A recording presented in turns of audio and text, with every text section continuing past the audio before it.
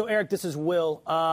So let me ask you this. How coordinated or planned do you suspect these two separate instances are, both Egypt and Libya? Let's lay out these facts. This happened on the anniversary of 9/11.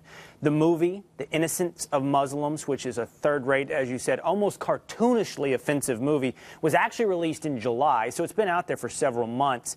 And I don't think we can overlook the fact that Chris Stevens, the American ambassador to Libya, was in an escape attempt when he was hit by an RPG. Not the kind of thing that a spontaneous protester is just kind of hauling around.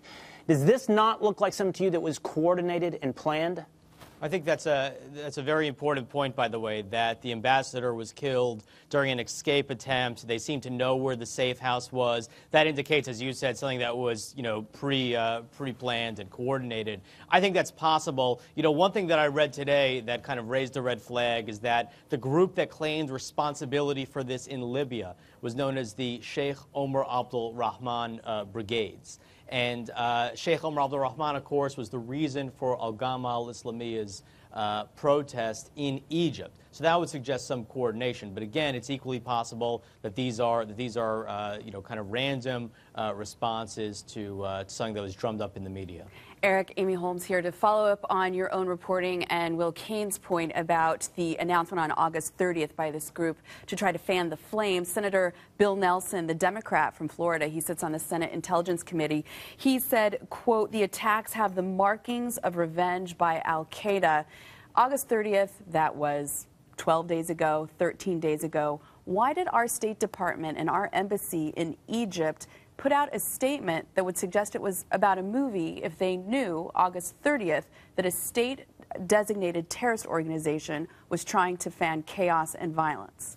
I think that's a very important question. It's something that, frankly, the diplomats are still going to have to answer for. The U.S. Embassy in Cairo was putting out a string of statements yesterday criticizing this film. Again, a film that, first of all, the U.S. Embassy should not be apologizing for something that it didn't do. And secondly, a film that was completely irrelevant and being used by Islamists for very violent purposes. So I completely agree with your point. As to why they didn't, do something when these plans for a protest were announced on as early as August 30th, I think the answer is that Al-Ghama al-Islamiyya has been staging a sit-in by the U.S. Embassy for over a year now. And I think that the diplomats believed that that was a kind of small sit-in that wasn't really dangerous. And frankly, if that's the case, they misjudged. Eric, it's S.E. Cupp here. To Will's coordination point and Amy's point about prior knowledge of this, wouldn't Chris Stevens also have been generally at the embassy in Tripoli and not in Benghazi where they found him? Doesn't that speak to some sort of knowledge of exactly where he was going to be?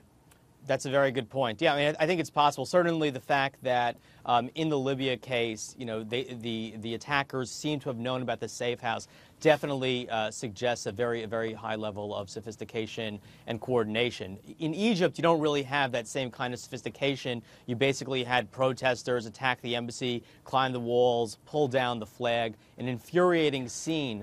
But nothing more sophisticated and, thankfully, violent than that. Now, will that change on Friday when the Muslim Brotherhood has now called all Egyptians to march and after prayers to come to central squares? I don't really know. But for the moment, really, Libya seems to be much more sophisticated than the Cairo attacks. I'm just completely concerned listening to all of this. When you talk about the coordination elements here, when you talk about the fact that we had advanced knowledge of these protests and the idea that there were organizations behind them that were far more dangerous, it's very concerning to me that steps were not taken to protect the ambassador to a greater degree. It is very difficult to get to ambassadors in other settings. Yeah. And I think that in this case, there's somewhere along the chain, there was something lost. Well, interestingly, I talked to the State Department today, and they said that they had just done a security check of all of the procedures at this consulate in Benghazi in preparation for 9/11 and found no sort of, holes in their planning. So I'm not sure where it broke down, and I was given a timeline of exactly how Chris Stevens' body guy lost him through the fire, and there's still a lot of questions that they'll have to answer, but they do have folks investigating this. It seems to me that they probably were planning for demonstrations. They probably assumed that there would be some flag burning and some mobs outside the compound walls. But this, as we've discussed here, this is a coordinated attack. This looks like an assassination. This looks like they knew where he would be. They wanted to get at this individual specifically, and they had detailed knowledge of how to do it, which is very concerning about the operational security involved.